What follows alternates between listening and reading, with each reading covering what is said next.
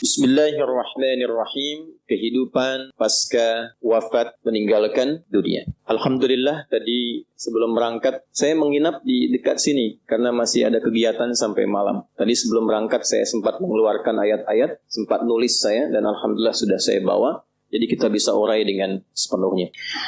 Bismillahirrahmanirrahim. Kehidupan pasca kematian digambarkan di dalam Al-Quran dengan dua kata. Satu, ada yang disebut dengan kubur. Kata ini dan turunannya disebutkan 8 kali dalam Al-Quran. Ya, saya sudah tuliskan ini tadi sebelum berangkat. Nanti kita bacakan. Kedua, ada yang disebut dengan barzakh. 3 kali disebutkan dalam Al-Quran. Sudah? Bila disebutkan dengan kubur, itu yang dimaksudkan adalah tempat atau alamnya. Jelas? Tempat atau alamnya. Bila disebutkan dengan barzakh, itu adalah pemisahnya dengan alam yang lain. Jadi kalau kita mendapati kata barzakh, maka yang dimaksud adalah dinding pemisahnya. Baik itu dengan dunia yang sebelumnya, ataupun dengan akhirat yang setelahnya. Pelan-pelan. Yuk, sekarang kita mulai dulu sebelum ke sana dengan Quran surah ketiga Ali Imran ayat 185. Kullu nafsin dha'iqatul maut. Setiap yang bernyawa itu pasti akan merasakan mengalami kematian, maut. Saya ingin tunjukkan betapa detailnya Quran berikan informasi kepada kita. Setiap yang bernyawa, kullu nafsin. Nah, nafas ini sumber kehidupannya. Jadi ruh kalau sudah masuk ke dalam tubuh kita, itu namanya disebut dengan nafas. Ya, dari mana taunya? Kita tempatkan dulu misalnya dengan ayat supaya jelas. 1 Quran surah ke-15 Al-Hijr ayat 28 sampai 29. Wa idh qala rabbuka lil malaikati inni khaliqum bashara min salsalim min hama'im masnun. Fa idza sawaituhu wa nafakhtu fihi min ruhi. Jelas? Jadi saat dicipta itu terjadi proses fisikal dulu. Rinciannya di Al-Arba'in nanti, nomor hadis yang keempat. Ya, dari Abdullah bin Mas'ud. An Abi Abdurrahman Abdullah bin Mas'ud radhiyallahu ta'ala anhu qala Rasulullah sallallahu alaihi wasallam wa huwa as-sadiqul masduq inna ahadakum yujma'u fi batni ummihi 40 yawman nutfah thumma yakunu mithla dhalika 'alaqa thumma yakunu mithla dhalika mudghah. Jadi proses pertama kurang lebih selama 4 bulan itu. Ya, 40 hari pertama penyatuan antara spermatozoa dengan ovum berproses. 40 hari kedua berbentuk zigot, mulai menempel di dinding rahim berproses. 40 hari ketiga mudghah, berbentuk daging keratan. Jadi 40 kali 3 120 hari, 4 bulan pertama itu proses fisikal. Setelah itu, ya, thumma yursalu ilaihil malak fayanfuhu fihi ruh. Ini dia tafsir dari sini. Baru ditiupkan roh. Jadi usia 4 bulan kandungan itu seorang ibu yang sedang mengandung, pas usia 4 bulan, itu rohnya sudah ditiupkan ke dalam janin yang dikandung. Nah, saat roh masuk ke dalam fisik itu berubah namanya menjadi nafas.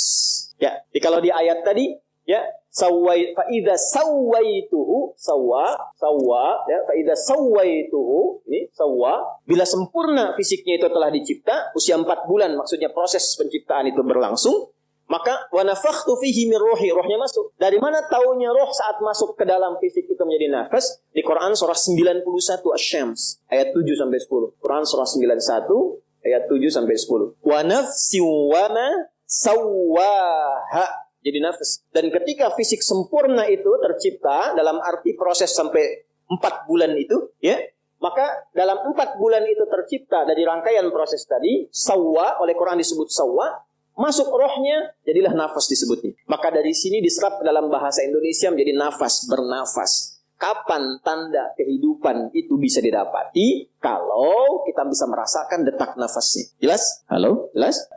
Kenapa namanya berubah? Roh dengan nafas itu sama-sama roh, tapi ketika masuk, kenapa disebut nafas? Karena nanti saat masuk dengan sebelum masuk, keadaannya berbeda. Saat masuk itu bersih, belum ada amal, belum ada apa-apa. Saat sudah menyatu, bergerak dengan fisik, beraktivitas, di situ membentuk amal. Ya, sudah ada amalnya. Makanya saat masuk dengan pulang beda. Pulang kan belum, datang kan belum ada amal. Baru ditiupkan, baru masuk. Nah, setelah masuk kan terbimbing kita. Dilahirkan, beraktivitas, mata melihat, telinga mendengar, kaki melangkah. Apa yang dilihat? Itu kan amal. Kalau yang baik dituliskan pahala, yang salah jadi dosa kalau tidak ditobati. Makanya ketika nanti rohnya kembali, maka dia punya bekal dari sesuatu yang telah dikerjakan tadi. Ya, itulah sebabnya kenapa namanya berubah dari roh menjadi nafas. Karena saat menjadi nafas, dia beraktivitas atau memulai misi hidupnya untuk mengumpulkan amal-amal sebelum dia pulang. Nah, saat pulang, saat dicabut, yang disebut nafasnya bukan rohnya. Kenapa? Karena saat masuk dengan keluar beda. Saat masuk belum ada amal, saat pulang dia pulang membawa amalan. Karena itulah saat disebutkan di Quran surah ketiga, ini agak berat butuh fokus, ayat 185, Allah berfirman, kullu nafsin dha'iqatul. Nah, kenapa bukan kullu rohin? Untuk memberikan kesan kepada kita bahwa yang dibawa saat pulang itu amalnya, bukan perangkatnya. Itu poinnya. Jadi pastikan saat pulang bawa amal yang benar. Makanya Nabi mendetilkan orang ngantar ke alam kubur pun dengan jenazah itu. Jenazah itu kalau sudah masuk keranda ya. Kalau dia meninggal itu mayit namanya. Sudah dibersihkan, disolatkan, masuk ke keranda, jenazah namanya diangkat. Nah, orang yang ngantar jenazah pun sampai ke alam kubur itu, apa yang dibawa oleh mayit itu saat masuk ke kubur, itu semua tinggal amalnya. Yang lain pergi. Semua tinggal apanya? Amalnya. Yang lain pergi. Coba yang antum kumpulkan tuh, harta benda. Mobil ikut gak? Gak. Pakaian ini, handphone ikut gak? Tidak. Ya? Suami meninggal, istri ikut. Tuh, udah jawab sendiri. Enggak. Istri meninggal, suami ikut. Tuh, makin kencang. Enggak. Baik. Artinya apa? Yang mengantar saja pulang lagi. Yang ikut apanya? Nah, kalau sudah sadar amalnya yang ikut, maka siapkan amalnya supaya bisa ikut dengan baik. Karena itulah ketika disebutkan kata nafas, mengingatkan kepada kita, sebelum meninggal, udah punya amal belum? Coba kalau ditanya sekarang, udah punya amal belum? Sudah tahu belum? Masih nggak serius juga. Jelas ya? Ini gambaran pertamanya. Karena itulah dalam Islam diajarkan bagaimana beraktivitas di dunia yang melahirkan kenyamanan, saat bersamaan cari bekal supaya saat meninggalkan dunia nyaman juga. Baik, ini bagian pertama. Sebelum kita bicara tentang kubur, alamnya, tempatnya, barzakh pemisahnya, sebelum sampai ke sini, bicara dulu persiapannya. Jelas? Baik, tenang, pelan-pelan. Tenang. Baik kan? Pelan-pelan. Nafas akan kedatangan apa tadi? Kullu nafsin dha'iqatul maut. Kedatangan maut. Ini batasnya disebut ajal. Kalau sudah sampai di ajal ini, maut tiba. Siapa yang ditugaskan membawa maut? Quran lagi. Kita pakai Quran aja, nggak usah ngarang ya. Kan kita kembalikan ke Quran tadi. Quran surah 32 ayat 11. Qul yatawaffakum malakul mautil ladzi wukkila bikum. Siralkan Muhammad sallallahu alaihi wasallam, sampaikan pada umatmu semuanya, telah ditugaskan satu malaikat membawa maut. Qul yatawaffakum malakul maut. Khusus satu malaikat tugasnya membawa maut saja. Jelas? Itu yang sering kita kenal dengan malaikat apa? Israel, ya kan?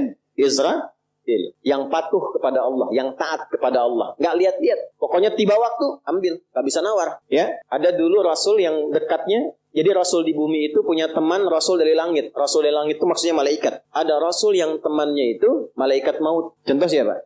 Nabi Musa alaihissalam, Nabi Daud alaihissalam. Itu sahabat dari malaikatnya, malaikat maut. Tapi apakah ketika tiba ajalnya diberikan diskon? Tidak. Tiba ajal selesai. Ya. Tiba ajal selesai. Jadi kalau sudah tampak dan tiba ajalnya, maka tiba malakul maut, selesai urusannya. Tinggal pertanyaannya ketika tiba ini bekal cukup atau tidak. Jelas.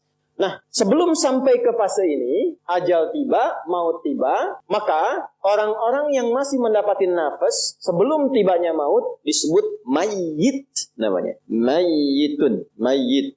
Quran surah 39 ayat 30. Zumar. Innaka mayyitun wa innahum mayyitun. Muhammad sallallahu alaihi wasallam, engkau pasti akan wafat. Jadi seorang nabi pun wafat. Apalagi kita yang bukan nabi. Wa innahum mayyitun. Dan mereka pun semuanya itu akan wafat juga. Jadi orang hidup yang belum wafat disebut apa namanya? Mayyit.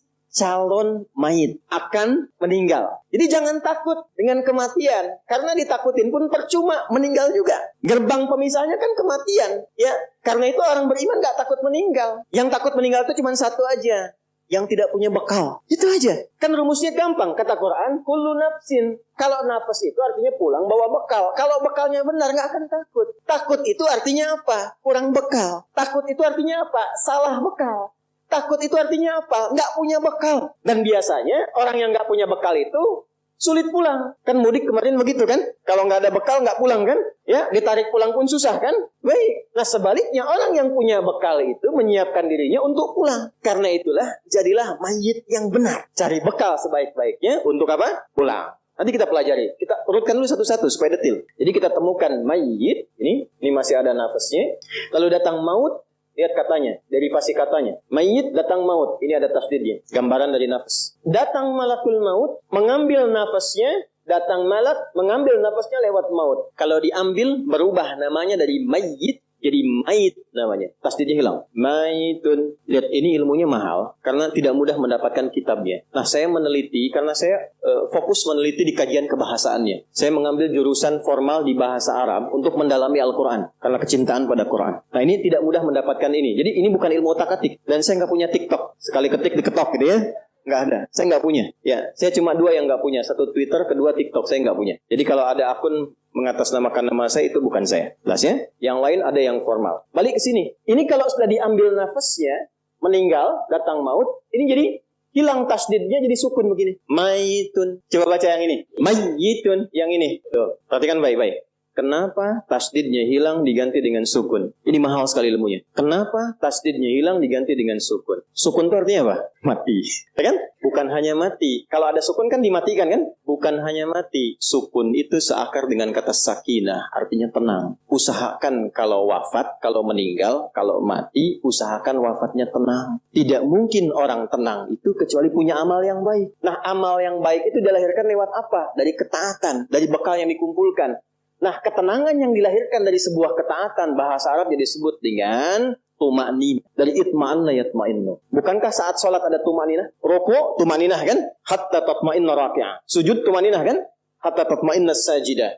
Apa yang dimaksud tuma'ninah di sana? Merasakan kenikmatan dalam ibadah sehingga meresap ke dalam jiwa. Pancarannya dalam aktivitas. Nah, kalau banyak dikerjakan sifat ini, memberikan pengaruh ke nafas. Nafas kalau banyak diisi tumaninah, maka dia akan punya sifat tumaninah.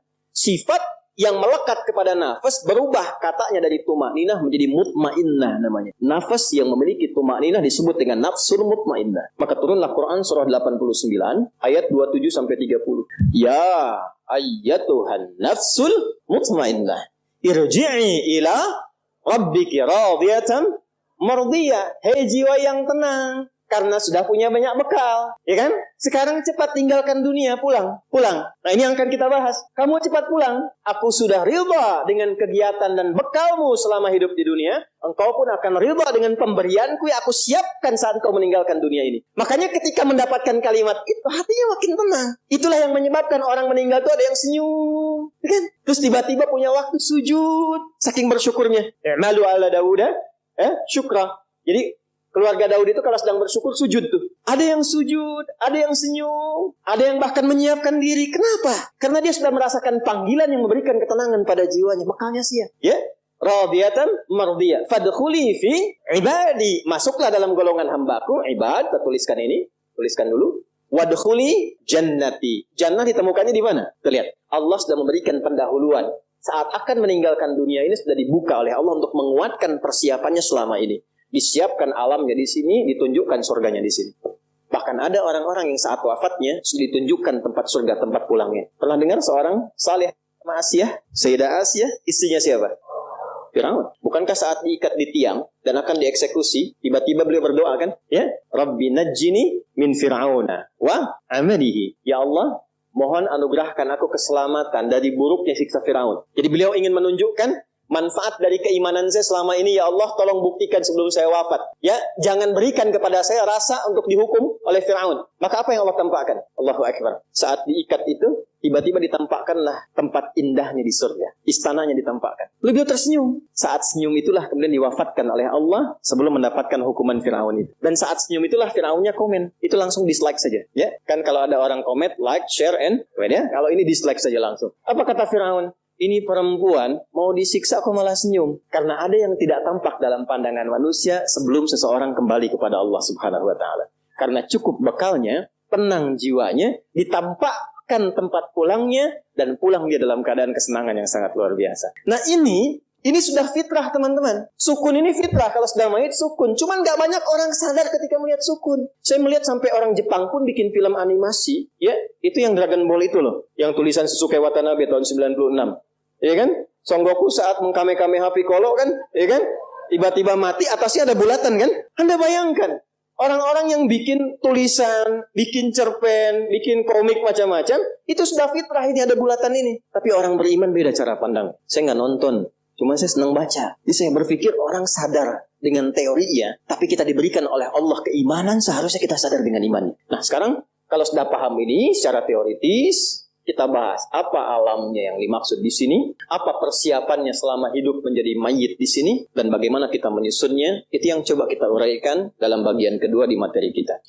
Satu, yang pertama kita mulai dari barzakh dulu yang paling sedikit. Kata barzakh, ba, ra, zai, kha, barzakh.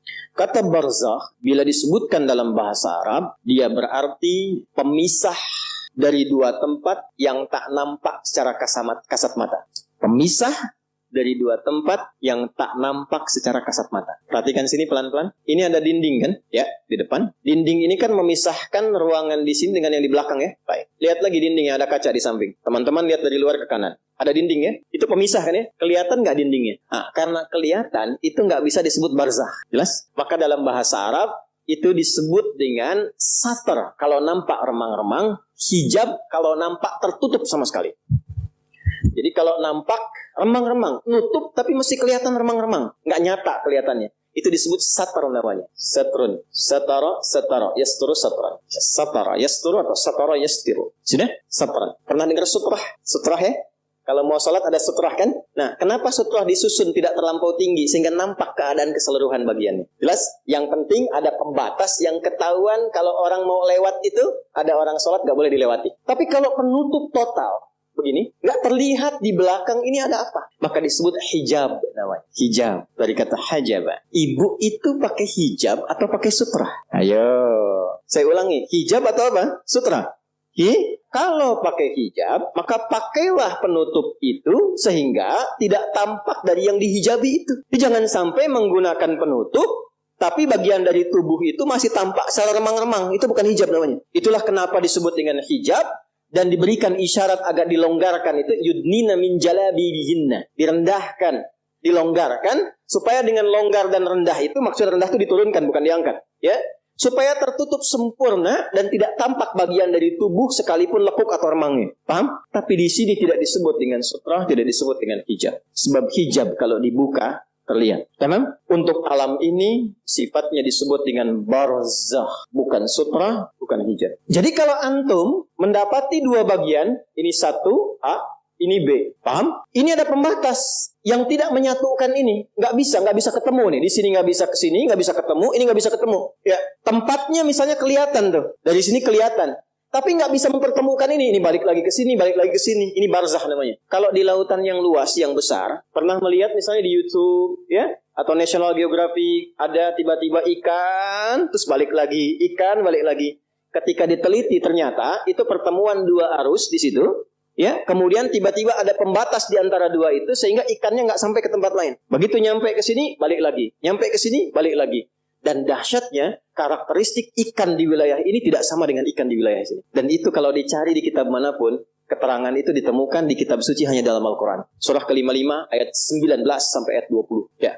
Marajal bahraini yaltaqiyan bainahuma barzakhul la yabghiyan. Allah pisahkan dua arus air dalam lautan itu, ya, marajal bahraini yaltaqiyan, yang keduanya itu ya nggak bisa menyatu, ketemu di satu titik tapi nggak bisa nyatu. Kenapa nggak bisa bersatu? Bainahuma barzakhul la yabghiyan, karena keduanya ada dinding pembatas yang tak nampak secara kasat mata. Jadi nggak kelihatan dindingnya, pemisahnya nggak kelihatan, tapi alamnya ada, ya. Pemisahnya nggak kelihatan, alamnya ada. Tempatnya kelihatan, tapi alamnya nggak kelihatan, pemisahnya ada. Sehingga ikan itu kelihatan oleh kita nih. Ini arus ini, arus ini. Cuma balik aja, balik.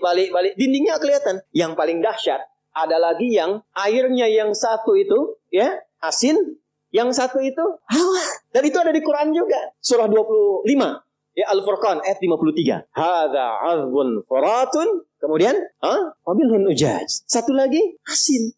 Yang ini tawar segar, yang ini apa? Asin. Itu di Quran surah ke-25 Al-Furqan ayat 53. Pelan-pelan. Balik lagi. Nah, yang ingin saya katakan adalah, kalau disebutkan barzakh, jadi ada dinding pemisah yang tak nampak pemisahnya ini. Cuman kalau dilihat tempatnya, ada tempatnya. Ada tempatnya. Cuman keadaan di tempat itu kita nggak tahu apa. Karena ada pemisahnya. Nggak bisa merasakan yang ada di dalam. Kecuali kalau sudah sampai ke tempat itu. Ketika disebutkan barzakh dalam Quran, ini ingin memberikan penekanan pada batas kehidupan yang terpisahkan. Dan kita nggak akan pernah kalau sudah ke situ balik lagi karena ada pemisahnya. Intinya apa? Kalau sudah masuk ke alam ini, kenapa disebut dengan barzakh?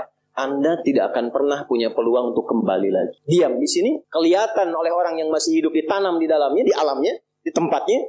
Tapi Anda sendiri dan kita yang hidup tidak akan pernah bisa saling melihat apa yang dirasakan.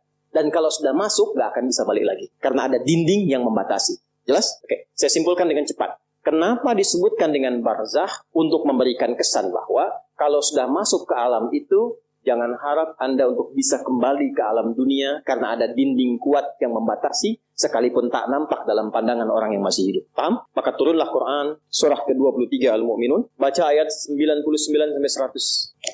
Khususnya di ayat ke-100 ini. Ayat 100-nya di ujung ayatnya. Min waraihim barzakhun ila yaumi yub'atsun. Ada? Baik, saya percepat saja. Dan ketika datang kematian itu, lalu orang-orang yang tidak yakin dengan kematian itu, kehidupan setelah kematian, karena dia banyak menikmati dunia, tidak siap-siap dengan bekal akhirat, tidak siap-siap dengan bekal ke alam kuburnya, tahu meninggal tapi nggak menyiapkan bekal untuk meninggalnya, maka dia kaget pada saat dia meninggal itu dan dia berkata, qala rabbirji'un. Ya Allah, pengen balik lagi. Pengen balik lagi. Bahkan nanti di surah Al-Munafiqun itu jelas dikatakan, ya, fa'asaddaqa wa aqum minas salihin. Di sini juga nanti ayat 100-nya begitu. Amal salihah. Ya Allah, berikan saya kesempatan. Saya pengen mengganti semua kegiatan saya selama hidup sebelum meninggal. Berikan kesempatan sekejap saja. Saya ganti semua dengan yang saleh, yang kau ridai. Jadi Allah ingin menekankan bahwa jangan sampai ada penyesalan setelah masuk ke alam kubur ini karena ada dinding pemisah yang tidak bisa membuat Anda itu kembali lagi ke dunia. Jadi mumpung belum masuk, siap-siap. Karena kalau sudah masuk ada pemisah yang kuat yang nggak bisa mengembalikan lagi kita ke dunia. Jelas sampai sini? Kalau mendengar kata barzakh, ini akan dimaksudkan. Kalau mendengar kata barzakh, maka ingat-ingatlah bekal apa yang sudah kita kumpulkan agar tidak menyesal setelah masuk ke alam kuburnya. Itu maksudnya. Saya ulang, kalau mendengar kata barzakh, maka segera tancapkan ke dalam jiwa untuk mengingat bekal yang telah kita kumpulkan. Karena kalau sudah masuk ke alamnya yang disebut dengan kubur, ada dinding pembatas yang akan menghalangi kita untuk kembali lagi ke tempat yang pernah kita beraktivitas. Tak akan mungkin bisa kembali. Apalagi kalau Anda menyelam ke lautan. Atau misalnya melihat tayangan. Tiba kemudian disebutkan di channel pengetahuan. Ini ada dinding pemisah. Ikan-ikan gak bisa masuk ke situ. Dia balik lagi. Maka segeralah berpikir. Itulah yang ditampakkan oleh Allah setelah kita wafat. Ada dinding pemisah yang tidak akan pernah menjadikan kita kembali ke tempat asal. Paham? Yuk kita simpulkan. 1. Kesimpulan pertama, Allah menekankan dengan kata barzakh kepada setiap insan beriman. Kalimatnya insan beriman ya. Kalau nggak beriman itu pilihan. Allah menekankan dengan kata barzakh pada setiap insan beriman agar berbekal berupa amal saleh sebelum wafat sehingga tidak menyesal saat di alam kubur dan meminta kembali ke dunia. Tenang, masih dunia Bu, bisa diperbaiki. Alam kubur nggak bisa kembali. Sudah? Agar tidak menyesal saat di alam kubur dan minta kembali ke dunia. 1, sudah? Baik. Nah, sekarang alamnya tadi disebut apa? Tempatnya. Kalau barzakh tadi kan pemisahnya. Ingat, ya? Nah, alamnya apa? Kubur. Tempatnya apa? Kubur. Oh, karena belum masuk kita ya. Barzakh itu pemisahnya. Saleh, salihah, ya? Barzakh itu apa? Pemisahnya. Kalau alamnya apa? Tempatnya apa? Nah, alam itu tempat. Alam itu tempat. Kenapa tempat disebut alam? Dari kata alima, kata alamat, penunjuk. Karena di tempat itu Allah menunjukkan tanda kebesarannya. Jadi setiap kita masuk ke tempat tertentu, mesti kenal di mana setiap tempat yang bisa mendekatkan diri kita kepada Allah. Makanya kalau jalan-jalan, cari tempat yang bisa mendekatkan diri kepada Allah. Kalau belajar di tempat yang bisa mendekatkan diri kepada Allah. Karena itulah tempatnya disebut dengan alam, ya, alam dunia, alam akhirat, alam hewan, alam tumbuhan, dijamakkan jadi alamin. Siapa yang punya alamin? Siapa yang merawat? Yang punya, yang merawat, yang memberikan kebutuhan disebut Rabb. Kita memuji setiap hari 17 kali. Alhamdulillahi Rabbil. Tapi yang muji ini nggak kenal Allah. Itu anehnya. Atau barusan sholat, tapi cari tempat yang menjauhkan dia dengan Allah. Itulah sebabnya kenapa disebut dengan alam. Kalau sudah muncul tanda kebesaran Allah, berubah dari alam jadi ayat namanya. Makanya kalau ke alam kubur, jalan-jalan ke kuburan lihat, itu mesti mampu mendekatkan diri dengan Allah. Bagi insan beriman. Insan beriman tuh begitu. Begitu melihat nih kubur, ini alamnya. Makanya alamnya disebut kubur, tempatnya kubur. Kenapa bagian dari alam? Sebagai tanda bahwa kita akan ke situ. Supaya ingat. Makanya Nabi kan sering mengingatkan, ke alam kubur itu kan untuk ingat akhirat kan? Bukan untuk ingat dunia. Ya, ini gambarannya. Baik, jadi sekali lagi. Kalau alamnya disebut apa? Kubur. Juga tempatnya disebut apa? Artinya kubur menunjuk kepada tempat dan atau alam. Baik, pelan-pelan. Bagaimana keadaan di kubur itu? Ya, bagaimana keadaan di kubur? Mau yang baik dulu atau yang menegangkan dulu? Wah, yang baik dulu ya. Tenang dulu. Baik. Quran surah ketiga Ali Imran ayat 169 sampai 171. Quran surah 3 Ali Imran ayat 169 sampai 171. Saya majukan dulu Ali Imran, saya simpan yang Al-Baqarah karena ini keterangannya lebih lengkap. Di Al-Baqarah itu pembukanya. Bismillahirrahmanirrahim. Wa la tahsabanna alladhina qutilu fi sabilillahi amwata bal ahya'un 'inda rabbihim yurzaqun. Ada ayatnya. Farihina bima atahumullahu min fadlih wa yastabshiruna billadhina lam yalhaqu bihim min khalfihim alla khaufun 'alaihim wa la hum yahzanun. Ada ayatnya. Allahu akbar. Wa la tahsabanna alladhina qutilu fi sabilillahi amwata. Jangan Anda duga orang-orang yang telah wafat, meninggalkan dunia, tapi dia menjadikan semua aktivitas dunianya itu sebagai bekal persiapan pulangnya. Dia lakukan semua kegiatan dunianya berdasar petunjuk Allah. Ya. Jadi semua kegiatan dunia yang dilakukan berdasar petunjuk Allah, diikutkan petunjuk Allahnya, itu bahasa singkatnya disebut fi sabilillah, di jalan Allah. Ya, di jalan Allah tuh mengikuti petunjuk Allah. Paham? Nanti ada beberapa bagian yang rendah sampai yang puncak. Puncaknya yang berjuang dengan nyawanya dan hartanya. Ya, dijahiduna fi sabilillah bi amwalihim wa anfusihim. Jadi mereka berjuang di jalan Allah dengan harta sampai jiwa sampai wafat. Itu tingkat tertingginya. Macam-macam nanti ada yang ulama, kan? Ada yang pejuang saat berjuang dalam tindakan militer diniatkan fisabilillah, ada. Tapi jangan lupa, tingkat paling dasarnya adalah semua aktivitas kita. Dari bangun tidur sampai tidur lagi. Kalau kita niatkan mengikuti petunjuk dari Allah, itu aktivitasnya fisabilillah, di jalan Allah, untuk menaati Allah. Ya, jadi jangan batasi fisabilillah itu dalam konteks perjuangan fisikal saja. Dalam artian perjuangan militer. Jangan dibatasi di situ, itu puncaknya. Atau perjuangan ilmu. Ya, perjuangan ilmu itu di Quran surah 9 ayat 122. Seperti antum sekarang datang ini. Itu tinggi nilainya. Kalau tidak ada tuntutan berjuang dengan fisik, misal, dan kita tidak berharap ini ya, kita jaga kedaulatan negara, Indonesia dalam ancaman, kita terpanggil. Seperti pejuang kita dulu melakukannya. Bedanya apa? Niatnya fi sabilillah, karena Allah memerintahkan itu. Jadi berbahagialah bila ada satu negara, ada umat Islam di situ. Karena umat Islam yang ada di satu negara, dia akan berjuang membela dan memakmurkan negaranya atas perintah Rabbnya. Jadi kalau ada ancaman, itu orang Islam itu orang pertama datang itu yang keluar. Ya, yang mengeluarkan resolusi jihad siapa? Ulama. Kiai Haji Muhammad Hashim bin Asy'ari, itu ketua resimen wilayah Jawa Timur. Resimen Jawa Tengahnya itu Mr. Kasman Singodimejo. Jawa Baratnya Kiai Haji Nur Ali. Kalau masuk ke Tasik Kiai Zainal Mustafa. Itu ulama semua. Jangan salah. Dan mereka mengambil risalahnya dari mana? Yang di Riyadhus Shalihin itu. Yang babul niat, babul ikhlas wa ihdharun niat. Bagaimana berjuangnya fi sabilillah, maka keluar resolusi jihad. Itu berjuangnya itu. Makanya nanti ada, kita temukan apa di antaranya? Ya, ada Hizbul Wathan, ya, pasukan-pasukan itu relawan-relawan untuk berjuang. Dan nanti digabungkan dengan TNI. Makanya di Sabta Marga dari 7 itu, yang ketiganya itu ada keimanan. Sabta Marga kan 7 tuh di TNI itu ya. Yang pertama, kami warga negara Indonesia yang bersendikan Pancasila. Kedua, jadi patriot. Ketiga, kami kesatria Indonesia yang beriman pada Tuhan Yang Maha Esa, menegakkan kebenaran, kejujuran, dan keadilan. Baru yang keempatnya, kami tentara nasional Indonesia. Jadi tentara itu kalau ada iman.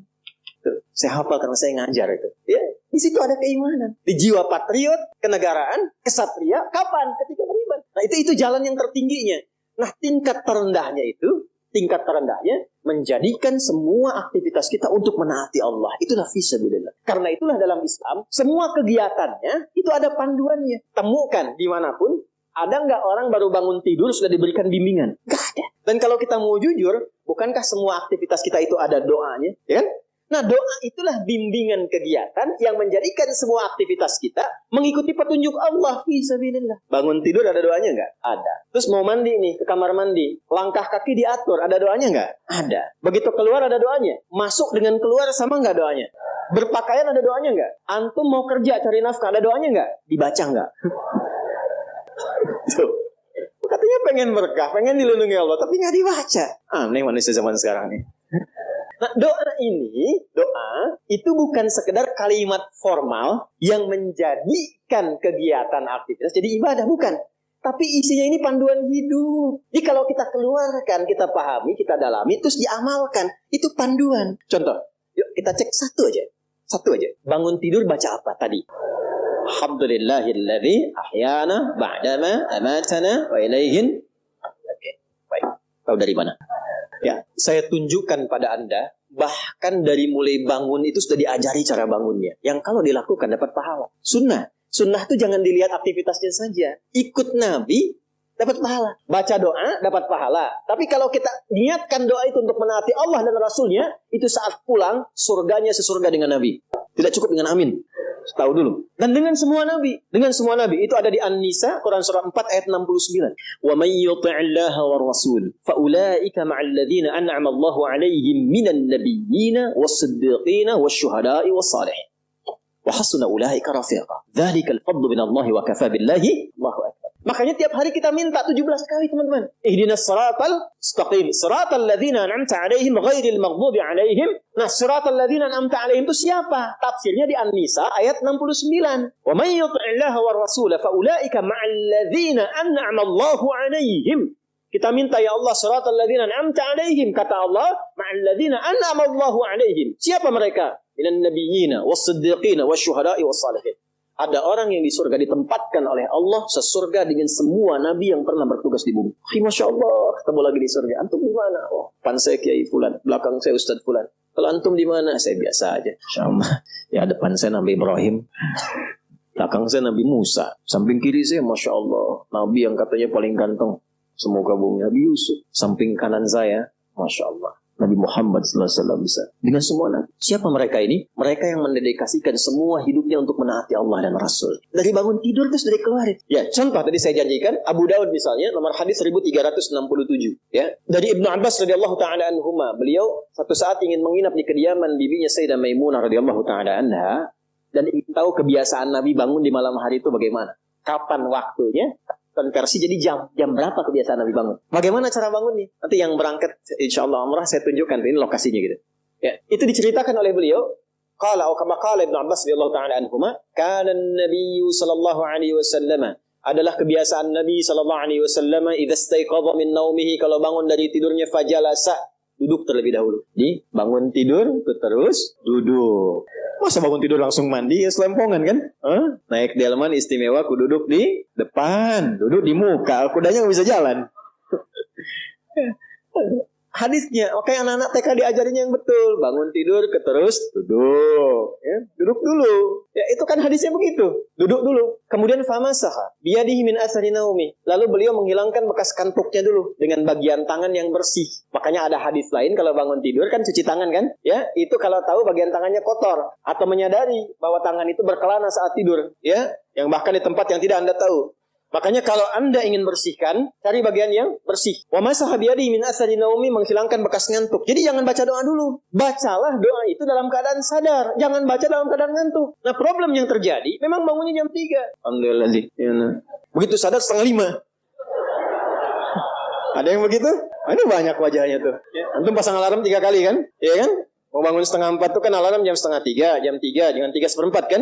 Alarm pertama untuk matikan alarm kedua kan? Alarm kedua untuk siap-siap kan? Gitu. Nah, di hadis sudah diajarin kalau bangun, ngantuknya hilangin dulu. Kalau nyambung ke sebelumnya tuh luar biasa. Atur waktu, jangan terlalu lama untuk istirahat itu, jangan begadang kecuali ada perlunya. Betul, itu narasi hadis. Begadang jangan, begadang boleh kalau ada.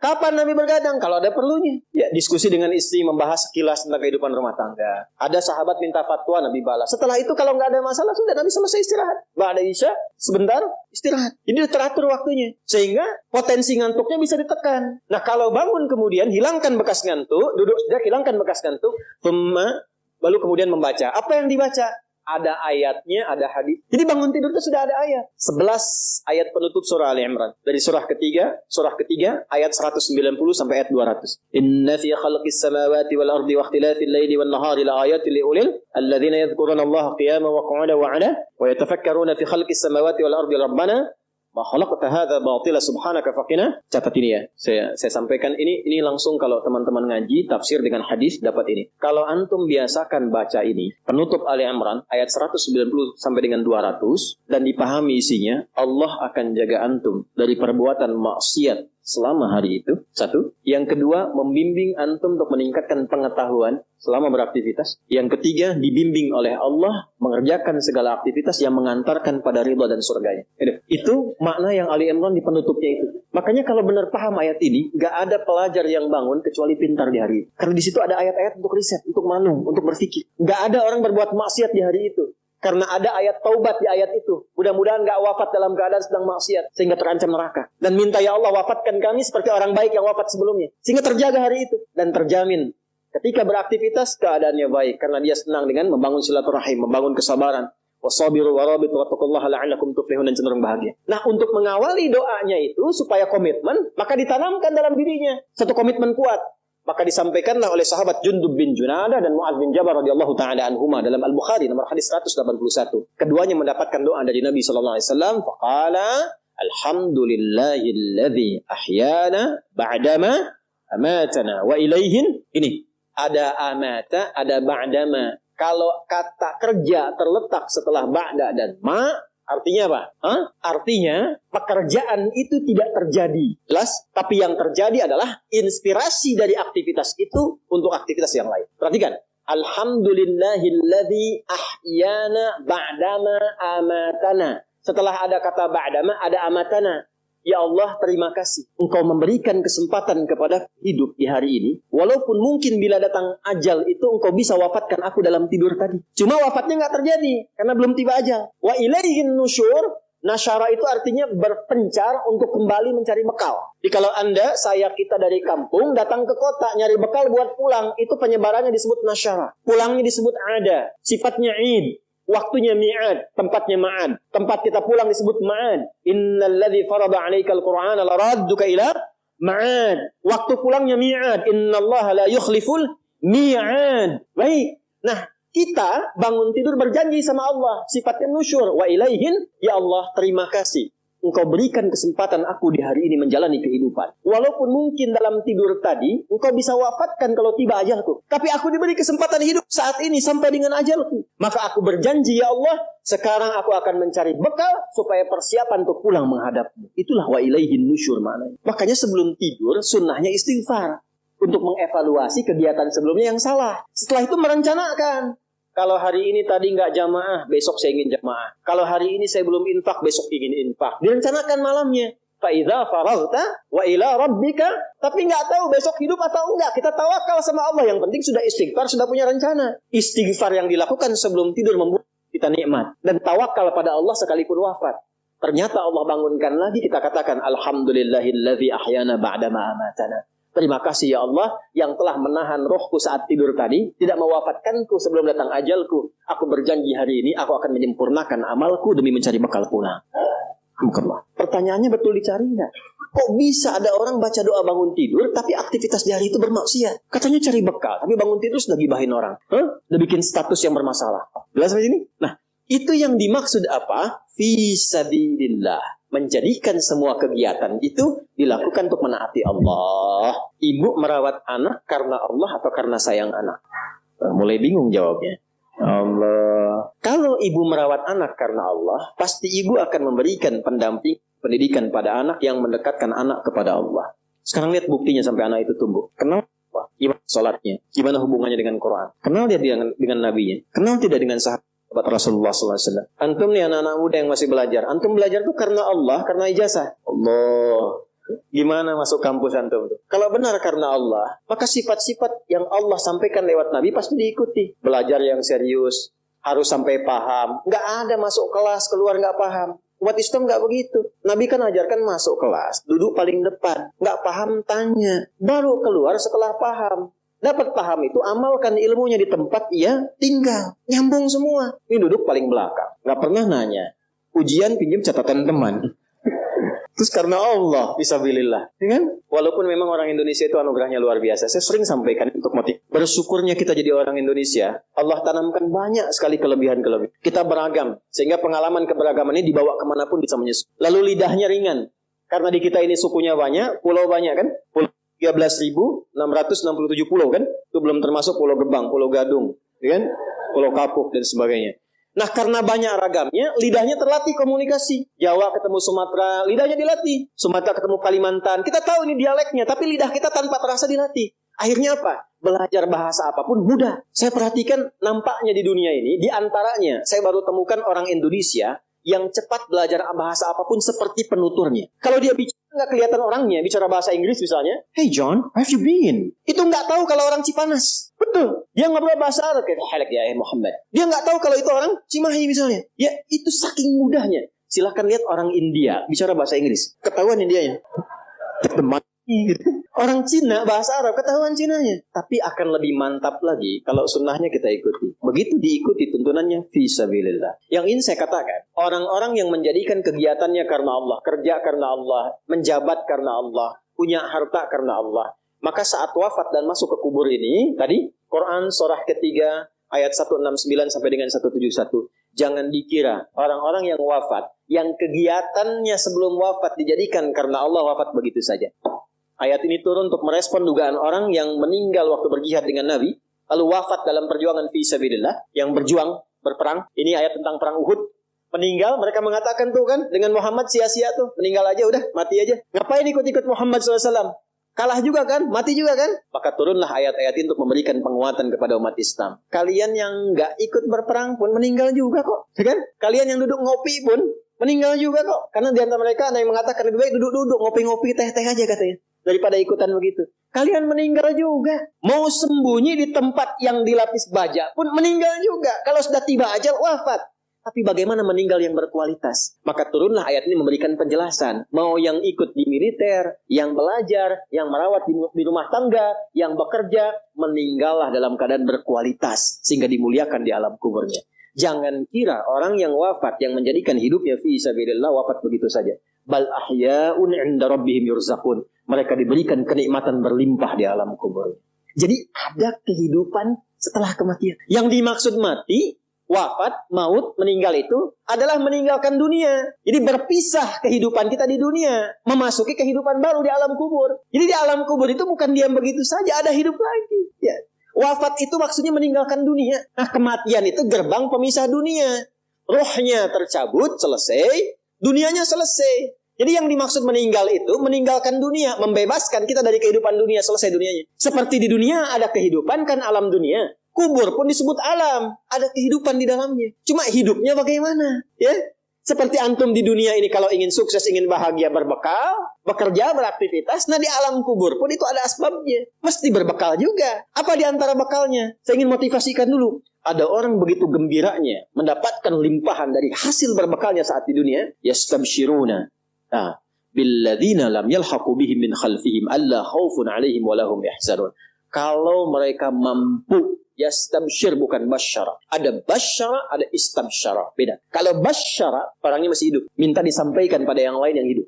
Contoh, Nabi Muhammad SAW masih hidup. Diberikan beliau perintah oleh Allah, sampaikan pada umatmu ini sekarang tentang keutamaan surga. Maka turun Quran surah kedua ayat 25. وَبَشِّرِ الَّذِينَ آمَنُوا وَعَمِلُوا الصَّالِحَاتِ أَنَّ لَهُمْ جَنَّاتٍ تَجْرِي مِنْ تَحْتِهَا. Tapi kalau kalimatnya menggunakan istabsyara, itu umumnya bermakna ingin menyampaikan tapi tak punya kemampuan menyampaikan karena keadaannya sudah berbeda. Perhatikan detailnya bahasa Quran. Orang yang wafat yang menjadikan hidupnya berdedikasi untuk menaati Allah, di alam kubur diberikan kenikmatan. Saking nikmatnya pengen kasih tahu yang masih hidup. Wa yastabshiruna billadzina lam yalhaqu bihim min khalfihim. Mereka ingin menyampaikan pada yang masih hidup, gak usah nangis, jangan banyak merata. Saya ini sudah mendapatkan kesenangan melebihi apa yang pernah kita dapati saat di situ itu. Kalau bisa cepat ke sini, itu kalimatnya. Kalau bisa cepat ke sini. Allah khaufun 'alaihim wa lahum yahzanun. Gak usah takut dengan kematian. Jangan banyak nangisi saya, jangan banyak meratapi saya. Itu kalimatnya. Dan di antara mereka ada yang Allah jaga sampai ke jasad-jasadnya. Saya bersaksi demi Allah, Anda boleh catat kalimat ini. Saya kemarin waktu ke Mekah, alhamdulillah Allah tunjukkan beberapa. Ya, saya di antaranya berziarah ke makam Kiai Haji Maimun Zubair Bahmun, termasuk ke ibunda tercinta Sayyidah Khadijah. Ya, Sayyidah Khadijah radhiyallahu taala anha. Ini ya tidak apa-apa disebarkan juga karena memang saya mengalami dan saya menyampaikan. Saya begitu melewati pemakaman-pemakaman, lalu di makamnya Mbah Mun itu, kemudian kita di situ berdoa kebaikan. Ya kan adab kita kalau sama ulama nggak mungkin minta ampunan. Adabnya kan tambahkan kemuliaan, tambahkan cahaya, gitu kan? Dan telah selesai kan? Baik. Itu bau harum yang saya dapat. Wangi. Supaya saya tanya teman-teman, antum pakai parfum apa? Nggak ada. Wangi makam. Ya. Dan saya datang ke situ itu di waktu yang memang dilarang berkunjung pada zuhur. Kunjungan itu ba'da subuh dengan ba'da asar. Baru ada orang berkunjung. Dia tahu kalau ngasih minyak wangi ke situ itu nggak mungkin lah. Walaupun ada tuh kena panas selesai gitu. Ini waktunya datang ke situ, ditolak. Karena bukan waktu kunjungan. Terus saya sampaikan ada ini saudara kami meninggal ayahnya di sini dan dimakamkan di sini. Saya ingin berziarah. Nah, kita pakai jubah, pakai sorban putih itu. Biasanya kalau di sana imam, singkatnya diperkenankan masuk. Ya, cuma saya berempat itu. Ya, saya 2 pendamping 2, kemudian 1 sahabat kami, Pak Mukhlis Hasim. Ayahnya Ustaz Hasim Yahya. Orang baik, orang saleh, tinggal 30 tahun di Mekah. Ya, jadi Ustaz Da'i, wafat, punya 3 permintaan. Wafat hari Jumat, ya. Kemudian juga bisa menyempurnakan Ramadan dan disolatkan di Masjidil Haram. Alhamdulillah, ya terkabul, 2 terkabul. Yang 1 diselesaikan Ramadan sampai ke Syawal dulu. Ya, jadi disolatkan di Masjidil Haram. Tadinya nggak bisa dimakamkan di Ma'la. Yang ketiga minta di Ma'la. Tadinya nggak bisa dimakamkan di Ma'la. Yang ada tertulis di pekuburan Roya. Tapi last minute yang terakhir masuk Masjidil Haram tiba-tiba bisa di Ma'la. Maka ketika dimakamkan di Ma'la, kami datang ke sana, kami berziarah. Nah itu Masya Allah, kemuliaan itu luar biasa. Ya belum yang tampak-tampak sekarang, kok bisa guru ngaji, gak pernah ketahuan orang makamnya utuh 20 tahun, 15 tahun. Jasadnya utuh, makam utuh biasa, jasad utuh, coba terangkan. Gigi masih ada, kulit masih ada, rambut sebagian masih ada. Utuh, guru ngaji, yang orang mungkin gak pada kenal, cuma keadaan di kampung. Tapi dia meyakini ada kehidupan setelah kematian. Dan betapa banyak orang-orang terlihat hebat nuansa kehidupan dunianya. Tapi maaf, hanya ditemukan tulang belulang dalam alam kubur ini. Sekarang sudah banyak bisa kita akses, bisa kita lihat. Kalau sudah ditampakkan begitu belum sadar juga, dengan cara apa lagi Allah memberikan hidayah. Bahkan orang bikin sinetron hidayah dari alam kubur. Dia ngajar ustaznya hidayat lagi. Nah karena itu nggak boleh berleha-leha. Maka ini yang senang ini.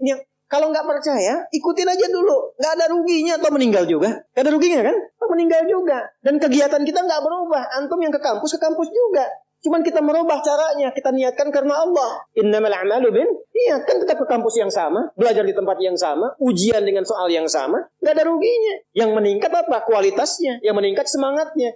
Meninggal juga sama-sama meninggal juga. Jadi kalau kita ikhtiarkan dari sekarang, tidak merubah keadaan dunia kita. Yang presiden tetap presiden, yang bupati tetap bupati, yang pebisnis tetap pebisnis. Nggak merubah keadaan kita. Lebih berkualitas dunianya, saat meninggal punya jaminan. Yang kasihan tuh yang nggak punya harapan. Nggak ada kehidupan setelah kubur, dunia nikmati. Terus ente setelah meninggal dunia kemana? Itu gimana nanti? Nggak punya harapan. Yang begitu jangan diikutin. Orang nggak punya harapan diikutin. Orang nggak jelas tuh jangan diikuti. Kita tuh punya dasar pengetahuan. Quran surah 17 ayat 36. Wala taqfu ma laysa laka bihi ilmun. Inna sam'a wal basara wal fu'ada kullu ulaika kana anhu mas'ulah. Nah sekarang itu teman-teman, kita punya harapan. Diterangkan dari sekarang. Makanya selama hidup, kalau pengen seperti itu, jangan main-main hidup dunianya. Maka turunlah surah At-Takatsur ayat kedua.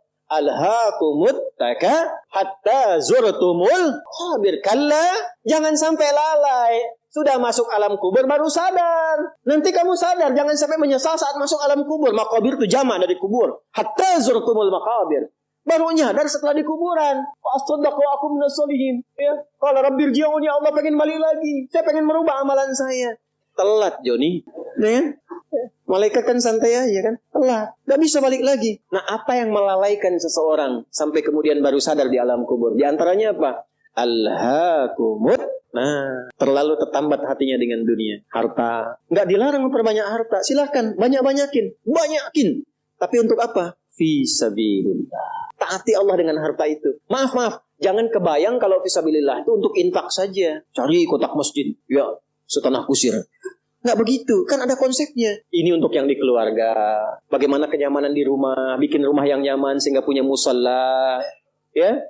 Anak-anak sekolahkan di tempat yang mengenal Allah. Tingkatkan kualitasnya. pakai untuk umrah, pakai untuk haji, lihat saudara-saudara di samping. Setelah itu lebarkan, baru ada babnya lagi setelah orang tua, saudara, kerabat, ada anak yatim, baru dibuka untuk umum. Itu ada petanya. Nah sekarang pandai-pandai dengan harta, antum menghitung kebutuhan sebulannya berapa, tabungan pemetaannya berapa. Nah, yang lewat dari situ, itu titipan Allah, bekal antum untuk mendapatkan ridhonya. Sebelum diambil, antum gaji 30 juta, kebutuhan rumah tangga 15 juta, tabungan 5 juta.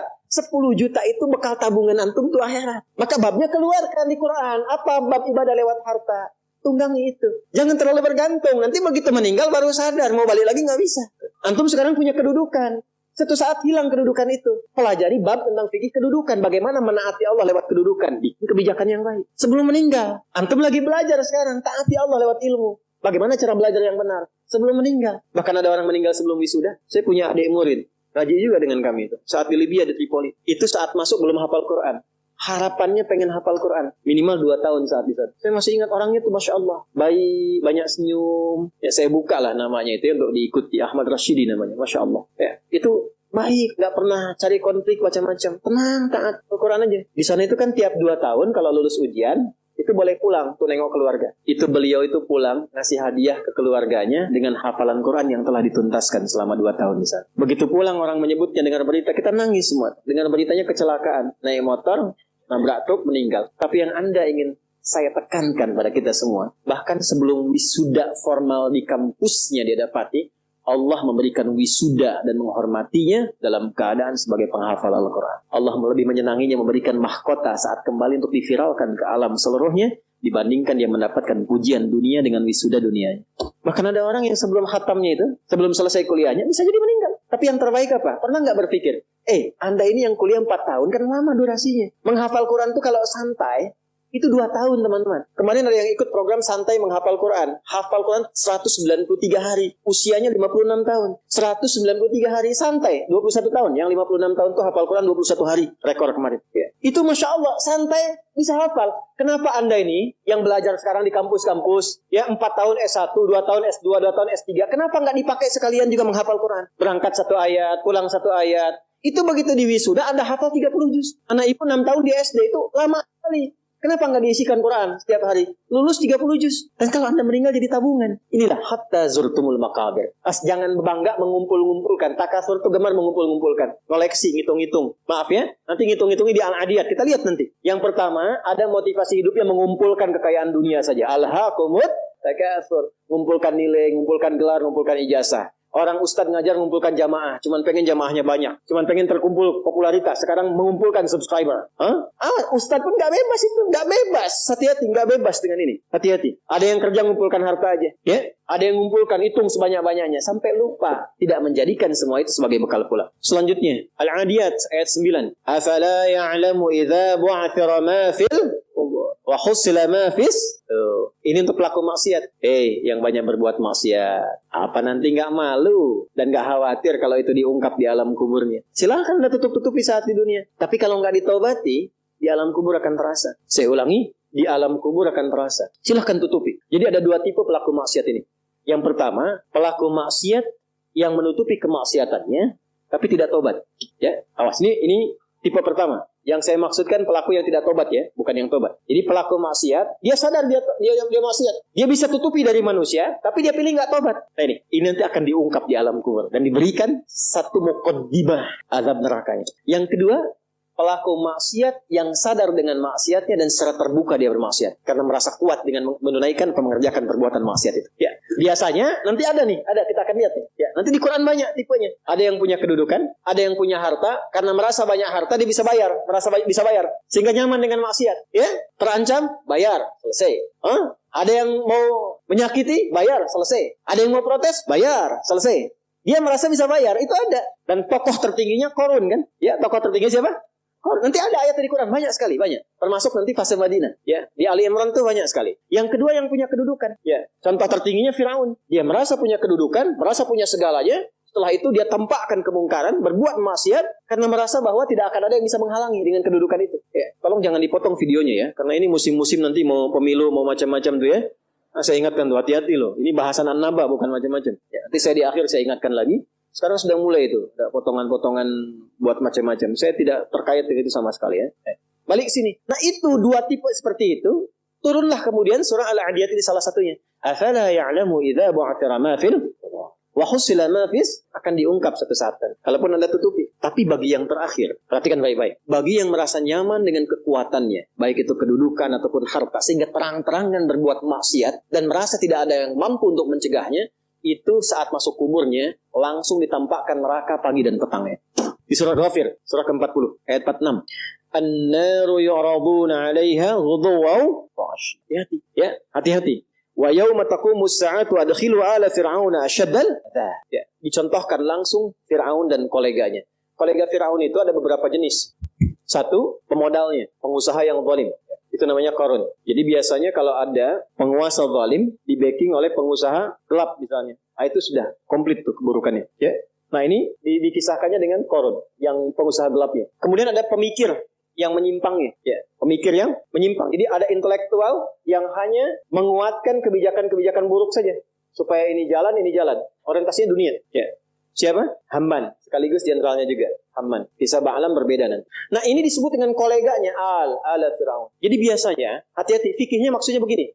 Kedudukan itu kalau sudah semakin tinggi, kedudukan yang semakin tinggi, maka di antara ujiannya adalah ada potensi-potensi yang mengajak pada penyimpangan. Dan dengan kedudukan itu, biasanya suka ada dorongan-dorongan menggunakan kedudukan untuk berbuat mungkar dan tampak kemungkaran itu. Yang paling bahaya kalau itu tidak banyak disadari sehingga merasa kuat untuk berbuat yang salah. Itu bahaya. Pun demikian, harta banyak itu potensi menghadirkan ujian, dan di antara ujian itu ada dorongan untuk menyimpang. Ya, bukan hanya ria, pamer, tidak. Tapi menggunakan harta dengan cara yang tidak benar. Nyogok, menghambat keburukan, bagus. Tapi mendatangkan kemaksiatan, buruk. Yang lain lagi apa? Ilmu bagus, tapi ditempatkan di tempat yang tidak bagus, bahaya. Nah, orang-orang seperti ini menggunakan ilmunya untuk bermaksiat terang-terangan. Ya, bahkan nanti ada yang menggunakan ilmunya untuk membela orang menyimpang. Ada. Ya, di zaman Nabi itu ada buzzer. Zaman Nabi. Ya, yang memang dibayar untuk apa? Untuk menjegal dakwahnya Nabi dan untuk memberikan satu gambaran buruk, citra buruk tentang Nabi. Buka surah Ali Imran ayat 107, 108, 109, 110. Ya, sudah. Ada yastakhfuna minan nasi wa la yastakhfuna minallahi wa huwa ma'hum idh yubayyituna ma la yarda minal qaul. Jadi kerjaannya apa? Kerjaannya kumpul-kumpul. Mereka menganggap bahwa itu aman dari Allah, ya, untuk merendahkan Nabi. Mereka merasa punya pelindung, ya. Awas, mereka punya rasa punya pelindung. Ayat sebelumnya kan wala tujadil 'anil ladzina yaqtanuna anfusahum. Itu kecaman kepada orang-orang pintar yang membela orang-orang yang suka menyoal. Jadi ada buzzer yang kalau malam-malam suka kumpul, suka merumuskan bagaimana cara merendahkan Nabi, bagaimana cara merusak citra Nabi. Nah, setelah mereka tampil, itu dibela, di backing orang-orang pintar yang bahkan menguatkan tindakan mereka. Dan saking sayangnya di antara mereka ada yang mengaku muslim. Itulah yang masuk pada golongan Abdullah bin Ubay bin Salul yang munafik itu. Nah, kalau nggak disebutkan kapan kejadiannya, siapa orangnya, itu tandanya akan muncul lagi di kemudian hari keadaan-keadaan serupa dengan tokoh yang berbeda. Itu mesti hati-hati, ya. Nah, itu orang-orang pintar yang mengaku muslim, ya, bahkan yang non muslimnya itu diminta berpikir, ha antum haula'i, ya, tuhibbunakum wa la yuhibbunakum. Ha antum haula'i jadaltum anhum fil hayatid dunya. Engkau ini kenapa sih membela mereka dengan ilmumu? Maka apakah engkau bisa menggunakan ilmumu untuk mendebat Allah di hari kiamat nanti? Pertanggungjawabannya bagaimana? Yang pintar ditanya oleh Allah, yang kepintarannya dipakai untuk maksiat, itu akan dihisab oleh Allah. Ya, kalau bahasa bebasnya begini, coba pakai lagi kepintaranmu itu untuk membela mereka di hadapanku. Hati-hati. Nah, apa yang terjadi pada orang seperti ini? Kalau dia tidak bertobat, makanya kalau ada kita doakan. Bukan sibuk mencela, bukan menutup peluang mereka untuk bertobat. Selama masih hidup, masih punya hak untuk saleh. Makanya jangan libatkan diri kita pada perdebatan yang tidak bermutu. Jangan rendahkan orang, walaupun dia pelaku maksiat. Minimal kita doakan. Tunjukkan jalan yang benar. Setelah itu abaikan. Itu ayat Qurannya demikian. Quran surah keempat ayat 140. Ya, wa qad nazzala 'alaikum fil kitabi an idza sami'tum ayatillahi yukfaru biha wa yustahza'u biha fala taq'udu ma'ahum hatta yahudu fi haditsin ghairi innakum idzam mithluhum innallaha jami'ul munafiqina wal kafirina fi jahannam jami'a. Kalau ada orang usil menyoal agama, mengolok-olok dan sebagainya, cukup tinggalkan, jangan banyak dikomeni, jangan banyak direndahkan, jangan banyak dicaci. Mencela yang sudah tercela itu buang-buang energi. Kalau mau doakan supaya sadar. Apa perangkan yang benar, setelah itu abaikan. Quran itu indah sekali. Tapi kalau mereka nggak tobat, kita kasih tahu, ini ada ayatnya. Wah, kayak yang pernah ke alam kubur saja, ya terserah Anda. Tapi kalau nanti di alam kubur, minimal Anda tahu dulu sekarang. Ya kan? Minimal tahu dulu. Kalau mau merasakan nanti aja setelah ke kubur. Saya cuma mengingatkan apa yang Allah sampaikan. Apa yang Allah sampaikan? An-naru yu'raduna 'alaiha ghudwan wa 'ashiyya. Ditampakkan neraka jahanam pagi dan petang. Jadi setiap waktu cuma neraka aja tampak. Pernah dengar nggak kalimat ini? Nggak ada tuh siksa kubur, yang ada cuma tidur aja. Pernah dengar? Bagaimana cara menjawabnya? Gampang. Kalau ada yang mengatakan nggak ada siksa kubur, yang ada cuma tidur saja, maka tanyakan pada mereka, kira-kira kalau kamu tidur ketemu kuntilanak botak yang jeleknya naudzubillah, terus teriak-teriak di depan muka kamu, gitu, kamu pengen cepat bangun atau tidur terus? Biasanya kalau mimpi buruk bangun atau tidur terus? Bangun tuh karena takut atau tidak? Merasa tersiksa tidak? Maka tidak ada siksa yang paling pedih kecuali saat orang, berada di alam kuburnya tak bisa bangun lagi, ditampakkan neraka terus di alam kubur. Bukan itu siksa? Jadi nggak usah bicara tentang man rabbuka man imamuka ma kita buka. Gampangnya ente kalau tidur mimpinya ketemu neraka jahanam terus dari pagi sampai terus dan nggak bisa bangun-bangun. Tersiksa nggak? Nah itulah gambaran pertama yang disampaikan dalam Al-Quran. Jadi orang-orang yang maaf sekali gemar mengumpulkan harta hanya untuk pamer saja, untuk mengoleksi dunia, tak pernah punya visi hidup untuk pulang, maka mesti hati-hati. Alhaakumut takatsur. Orang yang maksiat terbuka nggak mau sadar mesti hati-hati, ya, karena cara pulangnya itu berbeda. Mobil warna merah, bukan di alam kubur di sini. Mobil warna merah, plat B 2705 TBQ, mobil warna merah B2705 TBQ. Pemiliknya mohon untuk bisa mengabari panitia, karena pesannya cuma dibacakan ini saja. Ya. Teruskan, Quran Surah Al-Infitar ayat keempat. 3, kan 8 ya semua ya. Wa idzal quburu bu'thira. Al-Infitar ayat keempat. Apabila yang dikubur itu sudah terungkap, terbuka semua. Maksudnya selesai, terbelah. Ini kiamat. Jadi dikubur pun nggak selamanya. Ya. Ada yang pengen abadi di alam kubur? Tidak, nggak selamanya. Ya. Jadi kalau yang nikmat di alam kubur tadi, kan diberi kenikmatan ya. Kenikmatan pembuka. Itu cuma mukadimah aja Pak Bu. Insya Allah nanti kalau sudah masuk kubur, ya, insya Allah mudah-mudahan dimuliakan. Itu kalau dapat kemuliaan, itu cuma pembuka. Itu cuma pembuka saja. Mukadimah saja. Diberi kenikmatan melimpah, enak, istirahat, nyaman, dan macam-macam. Ya, itu cuma pembuka aja. Nanti satu masa selesai di situ. Wa idzal quburu bu'thira. Selesai semuanya. Balik kita ke alam lain, puncaknya ke akhirat. Nah ayat ini, Al-Infitar ayat yang keempat ingin menegaskan di alam kubur pun tidak abadi, pindah. Oh berarti yang pelaku maksiat tadi menyimpulkan, gak apa-apa kan cuma sementara mimpinya bangun. Iya Cepi, cuma saat bangun lebih dahsyat. Jadi yang dimimpi keluar semua. Terus Quran Surah Abasa, ya, Surah 80 ayat 21. Baik, pelan-pelan. Kalau tadi kan sudah diungkap ya, di kuburnya bagaimana, nikmatnya bagaimana, bahayanya bagaimana yang mengancam. Nah, sekarang kita akan masuk ke kubur tidak? Akan masuk tidak? Nah, maka di Abasa ini diingatkan. Quran Surah 80 ayat 21. Thumma amatahu fa'aqbara. Orang yang hidup itu satu saat pasti akan diwafatkan. Kalau sudah wafat akan dikuburkan. Di semua kita tidak ada yang bebas dari penungguan di alam kuburnya. Tadi tunggu. Ini CAQ semua kan calon alam kubur, kita akan masuk nih. Jadi Allah sadarkan mumpung masih hidup dari dua kejadian tadi, ambil ibrahnya, siapkan diri kita, karena kita nggak akan bisa menolak kematian. Kalau sudah wafat pasti dikubur. Teruskan dulu ya, kita agak cepat. Al-Mumtahanah ayat 13. Sudah? Ini nyambung semua ayatnya, indah sekali. Jadi kalau kita sudah sadar, ini resiko kebaikan, ini resiko keburukan, dan kita tahu akan wafat, akan dikuburkan, bagaimana cara persiapannya? Supaya nggak lalai tadi ya. Maka Al-Mumtahanah ayat ke-13. Ya ayyuhalladzina amanu, la tatawallaw qawman ghadiballahu alaihim. Qad yaisu kama yaisal kufaru min apa? Ashabil kubur. Maka jangan banyak bergaul dengan orang-orang yang menjauhkan kita dari ridha Allah Subhanahu wa taala. Cari teman yang baik sekarang. Pertama, maaf, bikin kebaikan di rumah tangga dulu. Itu kan teman hidup, ya. Awas, hati-hati. Kalau melihat istri kurang baik atau sebaliknya, jangan dihakimi, jangan difonisi. Justru Allah kirimkan antum itu untuk menebarkan kebaikan dan menyempurnakan kesemaan bersama. Jelas? Jadi sekarang yang dilakukan teman hidup dulu. Rubah jadi baik dulu. Anak-anak jadi baik dulu. Setelah itu cari tempat tinggal yang baik. Bergaul dengan orang baik. Antum yang kuliah cari teman yang baik. Antum yang kerja cari teman yang baik. Maaf. Kalau ada tawaran, kedudukan, hartanya berlipat, tapi menjauhkan Anda dari Allah, ingat ini. Thumma amatahu fa'aqbarah. Ingat saat ditawari itu Anda meninggal. Dikubur. Dan ingat ancamannya. Ingat pasalnya itu. Ya. Ingat suratnya. Paham? Nah, karena itu, masukkan ayatnya. Jangan sekali-kali, menjadikan keadaan di sekitaran kita justru memperkuat datangnya ancaman Allah dan nestapa saat kembali ke alam kuburnya. Bahkan orang-orang yang tidak beriman pun, yang buruk pun, yang beriman tapi maksiat pun, itu sejatinya ketika temannya masuk ke kubur nggak mau ikut-ikutan. Makanya disindir oleh Allah. Hei, kamu ini sadar nggak sih? Orang yang mengajak kamu maksiat itu, lihat temannya meninggal pun, temannya wafat pun, dia nggak pengen ikut. Kadang-kadang dia abaikan. Coba lihat, ya ada pimpinan misalnya tingkat tertinggi. Lihat anak buah bawahnya misalnya, menjalankan tugas bahkan dari dia untuk berbuat salah, berbuat maksiat. Ya, apakah mengedarkan narkoba atau misalnya membackingi kegiatan yang tidak baik. Lalu tiba-tiba dia wafat. Apakah peduli atasannya? Tidak. Yang ada yang terjadi, jangan bawa-bawa atasan. Padahal dia yang nyuruh. Terus Anda mau jadikan teman yang seperti itu. Dia pada kawannya saja nggak bertanggung jawab. Dengan imannya saja dia nggak peduli. Kalau dia dengan Allah saja nggak peduli, kenapa Anda dia jadikan teman? Dan kenapa Anda menjadikannya dia teman? Kalau bahasa anak sekarang tuh begini. Allah aja dia gituin, apalagi kamu. Kan? Ya, Nabi aja dia cuekin, apalagi kamu. Kan? Ini peringatan Quran, ini bukan dari saya. Ini peringatan Quran. Jangan sekali-kali, Anda dimanapun Anda berdinaskah, tugas formal, Anda berdagangkah, jangan berteman dengan orang menyimpang.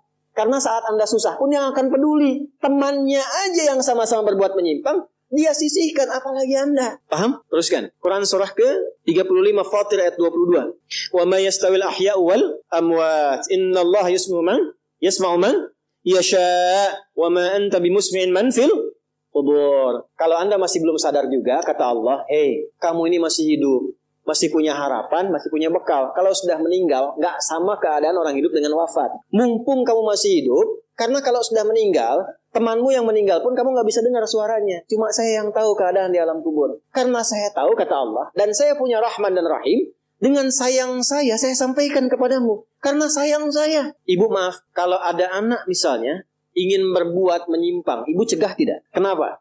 Karena ibu sayang. Karena itulah ibu saking sayangnya, maaf, jangankan anak lahir, di dalam saat dikandung pun bukankah dijaga dari yang maksudnya, dijaga dari yang merusak. Ibu kalau sedang mengandung, mau nggak makan makanan yang kotor, makanan yang merusak? Tidak kan? Kenapa? Karena sayang kepada bayi yang dikandung, janin yang terkandung.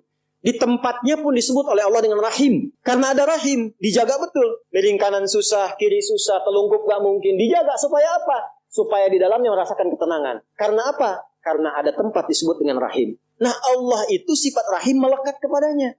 Karena sayang dengan kita, diingatkan. Bahasa bebasnya gini, karena saya sayang engkau dengan rahimku. Karena saya cinta kamu dengan rahmanku. Jangan sampai masuk kubur, kamu tersiksa, kamu nestapa. Karena beda antara hidup di dunia dengan kehidupan di kubur. Mumpung masih hidup, cari bekal. Karena engkau tak mampu mendengar apa yang terjadi dalam kubur. Jadi kalau tadi Allah sampaikan jangan bergaul dengan yang begini, jangan terlena dengan yang seperti ini, itu karena Allah sayang dengan kita. Itu saja.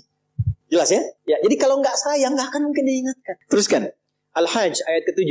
Yang ke-7-nya Al-Hajj ayat ke-7. Wa anna as-sa'ata atiyatun la raiba fi wa anna Allah yab'atsu man fil qubur. Tapi jangan khawatir, sekalipun engkau masuk ke alam kubur, kata Allah, karena sayang, aku pesankan berbekal dari sekarang. Di alam kubur aku penuhi nikmatku padamu. Tapi itu cuma sementara. Besok-besok selesai aku bangkitkan semua kalian, aku tepati janjiku untuk memberikan surga kepadamu. Karena itulah orang yang baru mau meninggal dalam sakaratul mautnya, kalau benar dia mengikuti apa yang Allah pesankan dari ayat-ayat tadi, maka Allah berikan pendahuluan sebelum masuk kubur. Ditampakkan bahkan surganya di hadapannya, dimasukkan dalam golongan hambanya, ditenangkan saat wafatnya. Ya ayyatuhan nafsul mutmainnah, irji'i ila rabbika radiyatan fadkhuli fi wadkhuli jannahnya ditampakkan. Terakhir At-Taubah ayat 84. Quran surah At-Taubah ayat 84. Kalau ada orang yang tidak peduli dengan peringatan ini. Ini 7 ayat nih, itu pesannya. Ini bukan ilmu taati ya, untuk mengingatkan saja. Kadang kita sulit sih, tapi kalau antum ngambil jurusan yang sama, itu insya Allah mendapatkan kenikmatannya. Contoh begini misalnya, kenapa ada ayat di Quran itu jumlah bilangannya sama, serupa dengan lawannya. Malaikat disebutkan 88 kali, setan disebutkan 88 kali. Nah, lawan tugas malaikat itu setan. Malaikat membisikkan kebaikan, setan memprovokasi keburukan. Jumlahnya sama. Karena setiap hari pun kita nggak akan bebas dari 2 bisikan itu, baik atau buruk. Nah ini, kenapa ayat pengingat alam kubur dan kehidupan dunia 7 kali? Salah satu pesannya adalah karena kita 7 hari beraktivitas selama hidup di bumi itu. Maka diingatkan setiap hari. Maka setiap hari itu mesti ingat kematian. Sebelum tidur istighfar, siap nggak bekalnya, lihat temannya, selamat nggak keluarganya. Ya, maaf, izin maaf sekali, saya berulang kali minta maaf nih.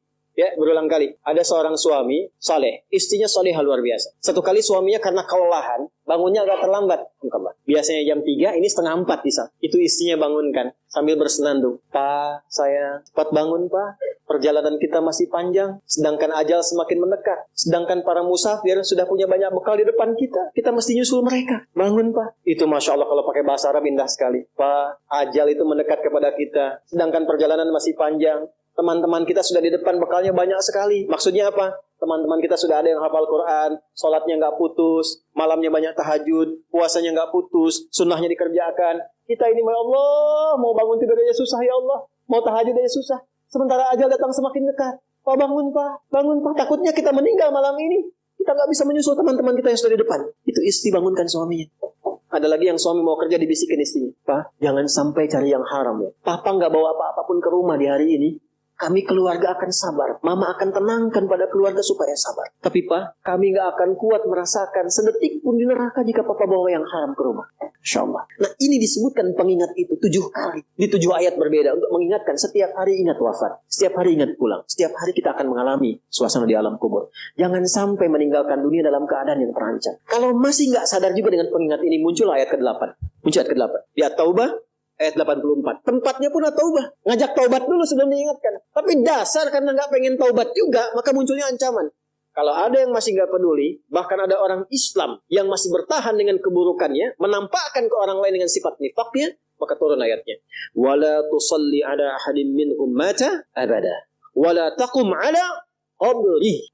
Allahu Akbar. Innahum kafaru billahi wa rasuli wa matu wa hum fasiqun. Kalau ada yang masih begitu, dan Anda lihat diingatkan susah, masih menampakkan kemaksiatan, Allah langsung memberikan ancamannya. Kalau dia bertahan demikian sampai dengan wafat, nggak usah disolatkan. Jangan sampai berdiri di depan kuburnya katanya. Kurang apa lagi? Tiap hari diingatkan. 7 kali, 7 hari beraktivitas, 7 kali diingatkan. Diberikan kasih sayang, diarahkan pada yang benar. Ditunggu sampai tobat, tapi masih mengancam, masih menampakkan kehebatannya sampai dia wafat. Maka peringatannya apa? Orang-orang yang sengaja menantang berbuat maksiat, menghalalkan dosa yang besar, itu dihukumi oleh Quran. Kafaru billah. Yang menghalalkan dosa besar itu dihukumi kufur. Tapi jangan sembarangan, ya, jangan sembarangan menghukumi. Karena ada yang punya otoritas di situ. Gak boleh Anda sembarangan, ini kufur, ini togut, ini gak boleh, gak boleh. Ada yang punya otoritas dan ada yang paham fikihnya. Gak boleh sembarangan. Hati-hati kalau ada aliran mengajak Anda, ini togut. Ini aja, bunuh aja, tembak aja, tinggalkan itu, tinggalkan. Karena ada yang punya otoritas untuk menentukan klasifikasi mana yang benar, mana yang salah, mana yang ini, mana yang begitu. Jangan sampai terbawa pada aliran demikian. Jelas ya? Baik. Tapi kalau ada yang nekat berbuat maksiat sampai wafat, kata Allah, Nabi pun sampai dilarang. Jadi ini ayat turun tentang Abdullah bin Ubay bin Salul, yang hidupnya mengaku muslim, tapi banyak sekali menyakiti Nabi. Banyak berbuat maksiat, bahkan merencanakan pembunuhan kepada Nabi. Ditampakkan oleh Allah, begitu Nabi ingin menampakkan sisi kemanusiaan dengan menyolatkannya, turunlah ayat ini. Jangan disolatkan Muhammad, jangan disolatkan. Biarnya sama teman-temannya. Jadi biasanya orang munafik ketemu munafik lagi. Ketemu munafik lagi. Hati-hati. Jangan sampai yang menyolatkan itu sama munafik, sama pembuat maksiat. Orang Islam dilarang yang beriman yang baik, bahkan wala taqum ala qabri. Ke kuburnya pun jangan diantar, jangan berdiri di depannya. Jangan sampai terancam demikian. Karena itu kalaupun ada yang nampak ciri-cirinya, kita doakan supaya kembali ke jalan yang benar. Kita tunjukkan kebaikan dengan lemah lembut supaya dengan itu sadar dan menjadi bagian dari orang-orang beriman yang mendapatkan ridha Allah Subhanahu wa taala. Apalagi kalau itu bagian dari keluarga. Paham? Nah, inilah pelengkap dari bagian yang pertama. Maka secara singkat saya simpulkan, jadikan mulai hari ini semua kegiatan kita fisabilillah. Suami mendidik istri fisabilillah, menyayanginya fisabilillah. Mohon tatap istri Anda, keluarga Anda sebagai titipan Allah, dan Anda akan dihisab. Saya tuh kalau pulang malam saya tatap istri anak-anak saya yang sudah tertidur. Sekarang Anda suka tanyakan, ya Allah, di mana saya dihisabin? Saya khawatir mengajar banyak orang datang, tapi pada keluarga sendiri tidak mendapatkan perhatian sesuai dengan hak. Ya Allah, ketemu lagi enggak? Antum dihisab, kan itu dipasangkan dengan ampun, bukan dengan yang lain. Itu dihisab. Maka perlakukan pasangan sebagai amanah Allah. Lakukan. Demikian juga istri kepada suami. Anak-anak. Kemudian bekerja, lakukan. Fisabilillah. Kalau sudah fisabilillah, nggak mungkin korupsi. Nggak mungkin nyogok. Jangan pulang dengan membawa yang haram. Sayangi keluarga. Antum yang belajar-belajar nih, yang masih belajar, fisabilillah. Jangan pernah nyontek, ya. Jangan malas-malas belajar. Semangat belajar, bangun bangsa, bangun negeri, lakukan sebagai ibadah kepada Allah Subhanahu wa taala. Kalau itu bisa kita kerjakan, maka kalla saya'lamun thumma kalla, kita akan melihat apa yang Allah berikan setelah wafat, dan kita akan diperlihatkan oleh Allah perbedaan dengan orang-orang yang ingkar bersama orang-orang yang yakin dengan itu semua.